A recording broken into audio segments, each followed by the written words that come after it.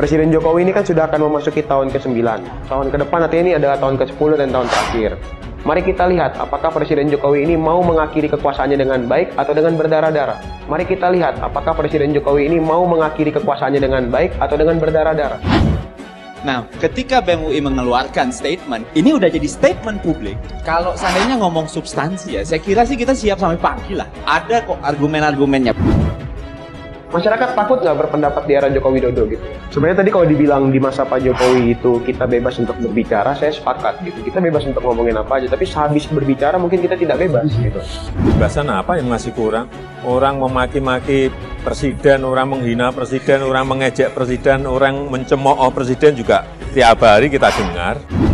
Presiden yang tidak menghargai habaib dan ulama. Allahu Akbar. Jihad, jihad. Ingin saya katakan anjing, tapi tidak boleh. Ingin saya katakan babi, tapi tidak boleh. Ingin saya katakan presidennya anjing, tapi tidak boleh. Orang mendungu-dungukan presiden juga kita tiap hari kita dengar, kita lihat. Biasa aja, mau seperti apa lagi sebetulnya kita inginkan. Demokrasi yang sangat liberal sekali menurut saya kita ini, meskipun kita ini orang timur yang penuh dengan kesantunan, yang penuh dengan etika dan tata krama yang baik, tapi sekarang kita sudah. Kalau idenya muncul bukan karena kekesalan, tapi kesal banget. Jadi kalau ditanya video itu puncak kekesalan, iya itu kesal banget. Itu udah titik paling kesalnya BEM UI. BEM UI ngeritik presiden. Saya di bagian di dalam presiden. Ketika BEM UI bilang, you nggak chief, you nggak chief, you nggak chief. Saya di dalam, I know, still on progress. Dan ini menurut kami adalah upaya-upaya pemerintahan hari ini untuk kemudian membungkam suara-suara masyarakat yang dalam hal ini adalah sistem demokrasi dan juga membungkam gerakan anti korupsi. Jadi tujuan utamanya bukan dijawab Presiden Jokowi. Iya, tapi dalam faktanya ketika ada pembungkaman, kan nggak ada yang dibungkam, cuman dipanggil. Dua hal yang berbeda, panggil, ungkap, beda. Presiden sudah pidato, lip service, ya kan? KPK dilemahkan. Justru negara sedang diperkuat perannya dalam pemberantasan korupsi. Kita bicara tentang UU ITE, ada matre, ada penyelesaian, sehingga penjara kita nggak penuh. Kalau semua argumentasi BEM kita benarkan, terus BEM ngajak kita masuk jurang, dan kita okein juga, ya nggak boleh gitu juga dong. Apakah Presiden Jokowi masih punya itikat baik untuk mendengarkan suara masyarakat? Upaya pertama kita ini tidak direspon, artinya dia sudah tidak punya itikat baik untuk kemudian mendengar suara masyarakat. Apa yang disampaikan oleh mahasiswa itu mungkin tidak selaras dengan apa yang betul-betul dirasakan oleh rakyat. Itu makanya sulit sekali menggerakkan rakyat. Propaganda sosial media sudah sangat luar biasa, kan kita ikuti ya. Di sosmed juga, tapi rakyat nggak bergerak. Sepakat lawan, sepakat. Hanya ada satu kata. Lawan. Hanya ada satu kata. Lawan.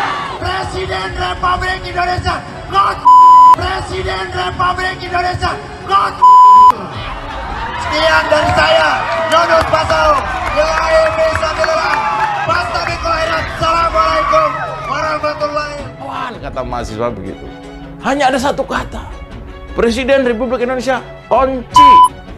Begitu kira-kira. Nah, setelah dia teriak kalimat itu, si Yunus ini lantas mengucap salam dengan fasihnya. Ini konsepnya gimana ya? Salam ya, waalaikumsalam warahmatullahi wabarakatuh dan seterusnya. Fasih banget. Mungkin dia ikut-ikutan yang di Jakarta ya. Tetap dibalut agama, biar yang jorok-jorok nggak terlihat. Assalamualaikum warahmatullahi wabarakatuh. Saya Yunus Pasau, mahasiswa Universitas Negeri Gorontalo. Pada kesempatan ini, saya menyampaikan permohonan maaf sebesar-besarnya kepada Bapak Presiden Republik Indonesia atas perkataan yang tidak sopan yang saya sampaikan pada orasi di Simpang 5 Kota Gorontalo kemarin. Dan saya menyampaikan permohonan maaf kepada seluruh masyarakat Indonesia atas kegaduhan dan kekeliruan yang saya lakukan. Dan saya menyampaikan permohonan maaf pada kedua orang tua dan seluruh keluarga saya. Dan saya menyampaikan permohonan maaf kepada Sivitas Akademika Universitas Negeri Gorontalo, terkhususnya Bapak Rektor Universitas Negeri Gorontalo. Sekian, Assalamualaikum warahmatullahi wabarakatuh. Rektor Universitas Negeri Gorontalo, Edward Bolok menonaktifkan Yunus Fasau, mahasiswa penghina Presiden RI.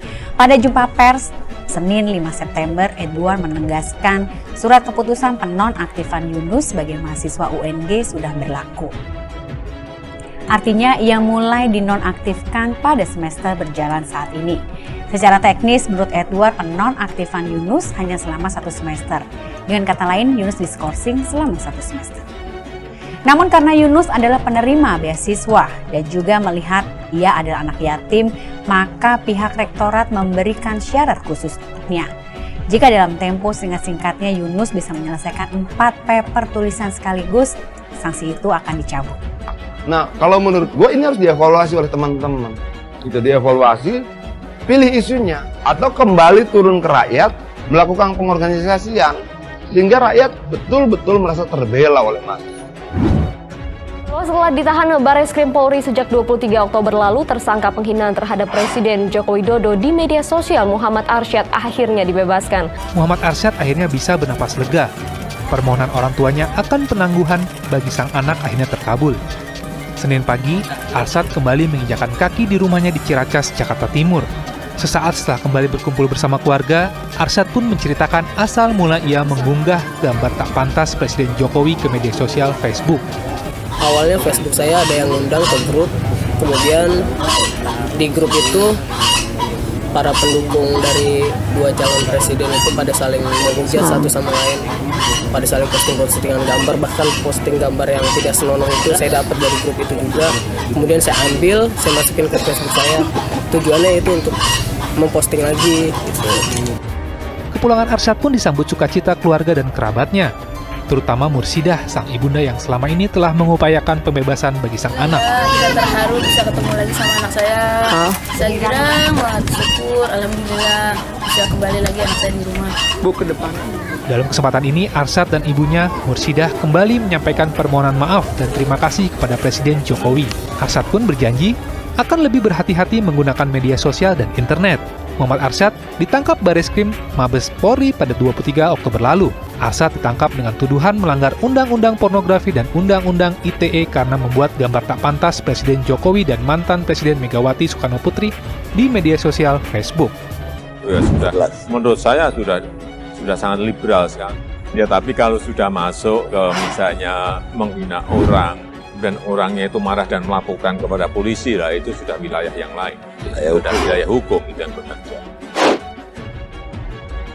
Ketua BEM Universitas Indonesia, Melkisedek Huang, menyampaikan pesan menohok bagi Presiden Joko Widodo atau Jokowi. Dia mempertanyakan cara Jokowi menutup era kepemimpinannya sebagai kepala negara Indonesia.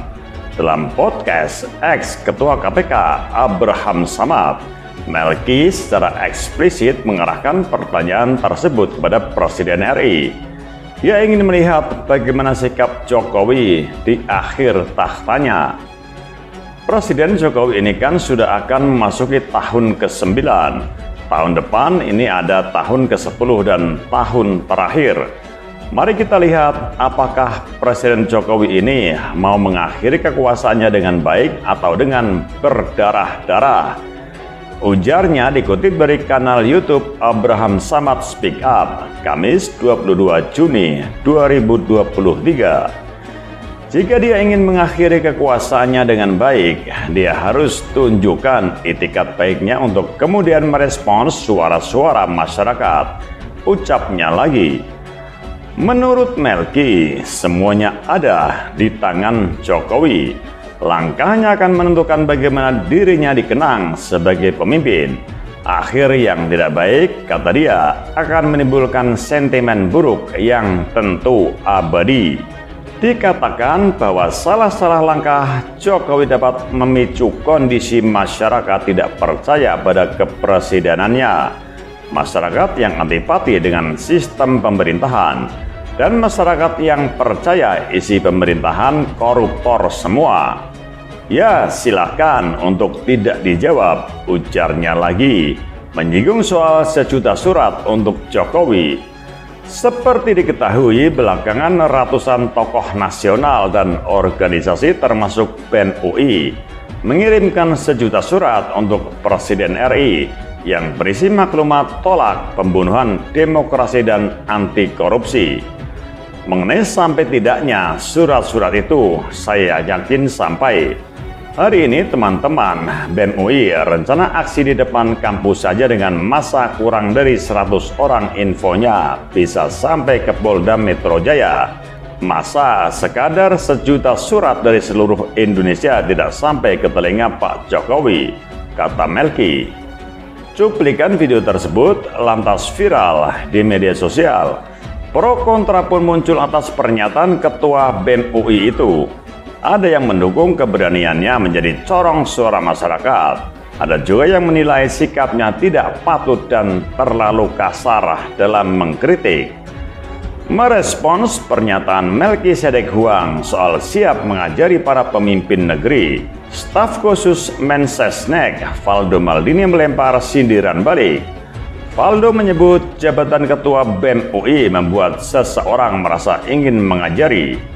Kalau jadi Ketua BEM, memang bawaannya mau mengajari semua orang. Profesor pun harus belajar sama BEM UI. Rasanya kitalah pusat semesta. Saya juga pernahlah jadi mereka.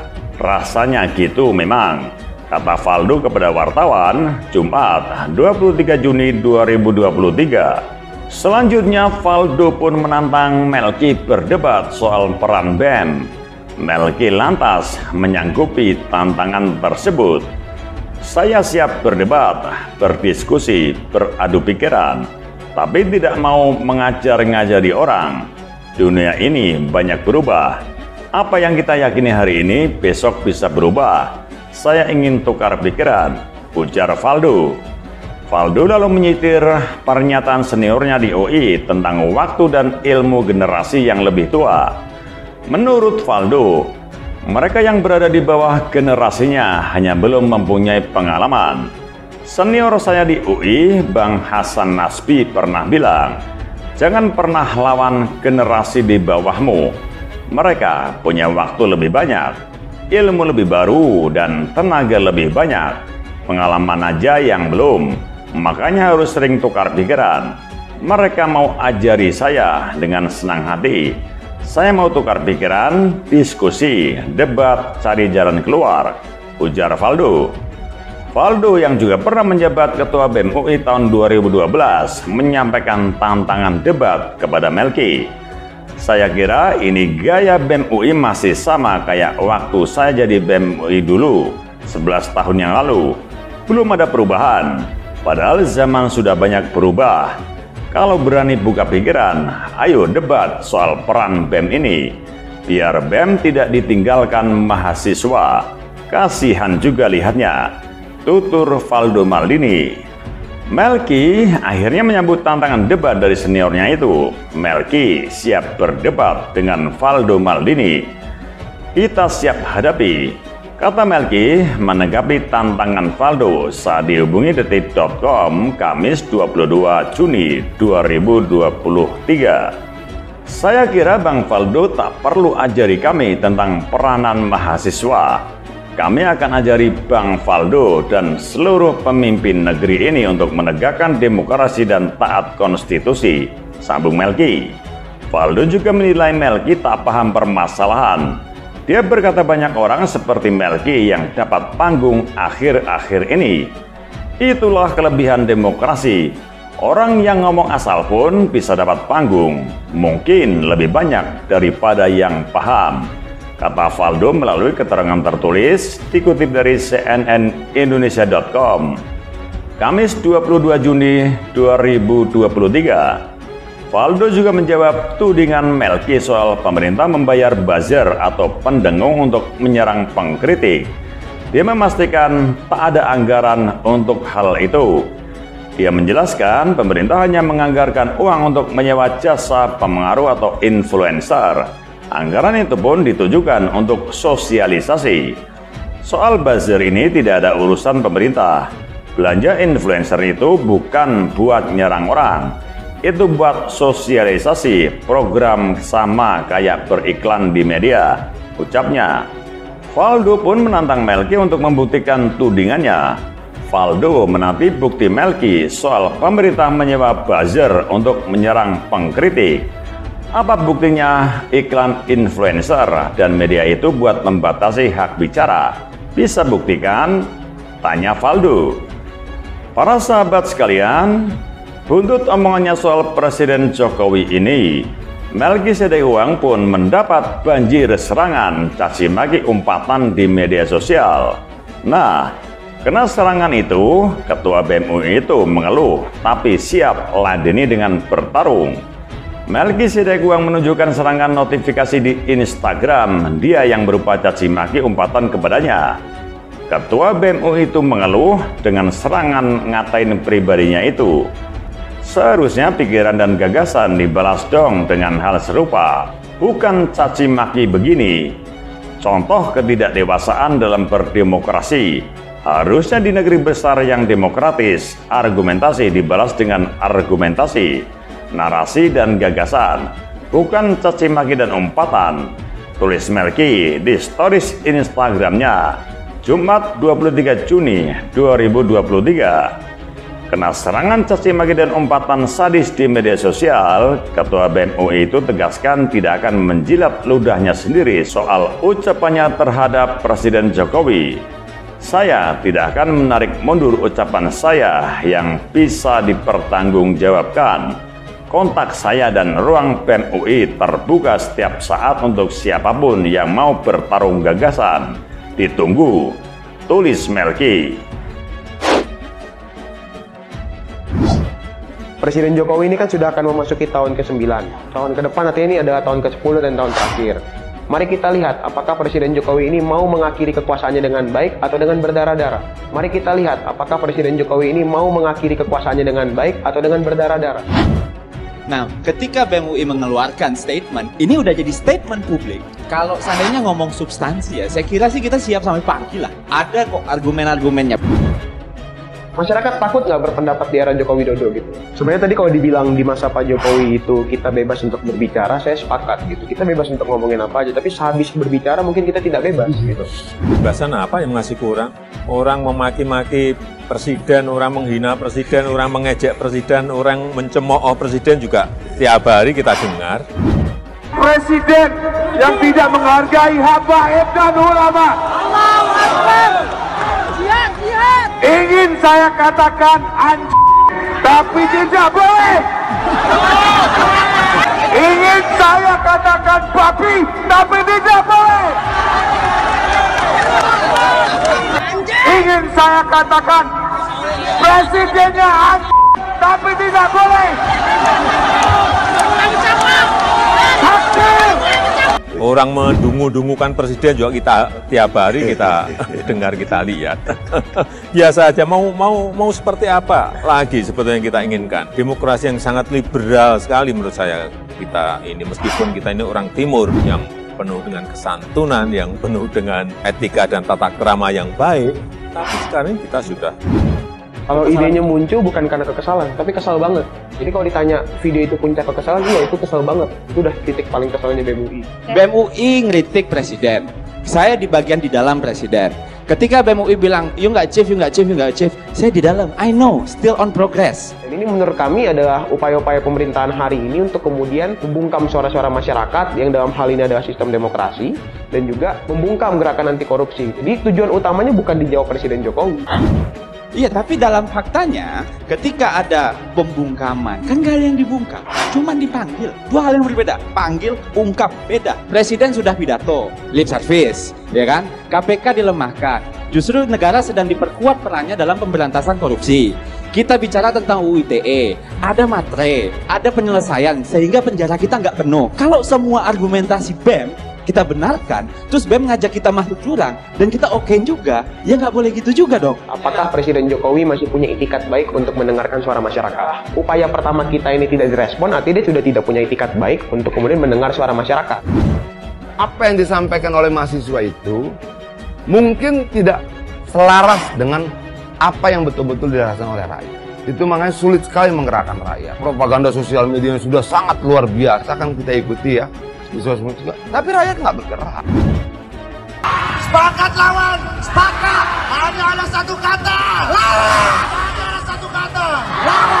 Presiden Republik Indonesia. Presiden Republik Indonesia. Sekian dari saya, Yunus Pasau. Assalamualaikum warahmatullahi wabarakatuh. Kata mahasiswa begitu. Hanya ada satu kata. Presiden Republik Indonesia kunci. Begitu kira-kira. Nah, setelah dia teriak kalimat itu, si Yunus ini lantas mengucap salam dengan fasihnya. Ini konsepnya gimana ya? Salam ya, waalaikumsalam warahmatullahi wabarakatuh dan seterusnya. Fasih banget. Mungkin dia ikut-ikutan yang di Jakarta ya. Tetap dibalut agama, biar yang jorok-jorok nggak terlihat. Assalamualaikum warahmatullahi wabarakatuh. Saya Yunus Pasau, mahasiswa Universitas Negeri Gorontalo.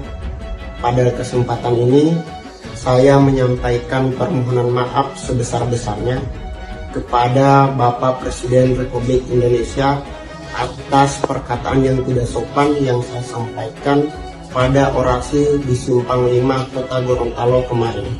Dan saya menyampaikan permohonan maaf kepada seluruh masyarakat Indonesia atas kegaduhan dan kekeliruan yang saya lakukan. Dan saya menyampaikan permohonan maaf pada kedua orang tua dan seluruh keluarga saya. Dan saya menyampaikan permohonan maaf kepada Sivitas Akademika Universitas Negeri Gorontalo, terkhususnya Bapak Rektor Universitas Negeri Gorontalo. Sekian, Assalamualaikum warahmatullahi wabarakatuh. Rektor Universitas Negeri Gorontalo, Edward Bolok menonaktifkan Yunus Pasau, mahasiswa penghina Presiden RI. Pada jumpa pers Senin 5 September, Edward menegaskan surat keputusan penonaktifan Yunus sebagai mahasiswa UNG sudah berlaku. Artinya ia mulai dinonaktifkan pada semester berjalan saat ini. Secara teknis, menurut Edward, penonaktifan Yunus hanya selama 1 semester. Dengan kata lain, Yunus diskorsing selama 1 semester. Namun karena Yunus adalah penerima beasiswa dan juga melihat ia adalah anak yatim, maka pihak rektorat memberikan syarat khususnya. Jika dalam tempo singkat-singkatnya Yunus bisa menyelesaikan 4 paper tulisan sekaligus, sanksi itu akan dicabut. Nah, kalau menurut gue ini harus dievaluasi oleh teman-teman. Itu dievaluasi, pilih isunya, atau kembali turun ke rakyat, melakukan pengorganisasian, sehingga rakyat betul-betul merasa terbela oleh mahasiswa. Setelah ditahan Barreskrim Polri sejak 23 Oktober lalu, tersangka penghinaan terhadap Presiden Joko Widodo di media sosial Muhammad Arsyad akhirnya dibebaskan. Muhammad Arsyad akhirnya bisa bernapas lega. Permohonan orang tuanya akan penangguhan bagi sang anak akhirnya terkabul. Senin pagi, Arsyad kembali menginjakan kaki di rumahnya di Ciracas, Jakarta Timur. Sesaat setelah kembali berkumpul bersama keluarga, Arsyad pun menceritakan asal mula ia mengunggah gambar tak pantas Presiden Jokowi ke media sosial Facebook. Awalnya Facebook saya ada yang undang ke grup, kemudian di grup itu para pendukung dari 2 calon presiden itu pada saling menghujat satu sama lain, pada saling posting-postingan gambar, bahkan posting gambar yang tidak senonoh itu saya dapat dari grup itu juga. Kemudian saya ambil, saya masukin ke Facebook saya. Tujuannya itu untuk memposting lagi. Kepulangan Arsyad pun disambut sukacita keluarga dan kerabatnya, terutama Mursidah, sang ibunda yang selama ini telah mengupayakan pembebasan bagi sang anak. Kita terharu bisa ketemu lagi sama anak saya. Saya kira syukur, alhamdulillah bisa kembali lagi anak saya di rumah. Bu, ke depan. Dalam kesempatan ini, Arsyad dan ibunya, Mursidah, kembali menyampaikan permohonan maaf dan terima kasih kepada Presiden Jokowi. Arsyad pun berjanji akan lebih berhati-hati menggunakan media sosial dan internet. Muhammad Arsyad ditangkap Barreskrim Mabes Polri pada 23 Oktober lalu. Arsyad ditangkap dengan tuduhan melanggar Undang-Undang Pornografi dan Undang-Undang ITE karena membuat gambar tak pantas Presiden Jokowi dan mantan Presiden Megawati Soekarnoputri di media sosial Facebook. Ya sudah, menurut saya sudah sangat liberal sekali. Ya tapi kalau sudah masuk ke misalnya menghina orang dan orangnya itu marah dan melaporkan kepada polisi lah, itu sudah wilayah yang lain. Sudah wilayah hukum itu yang bekerja.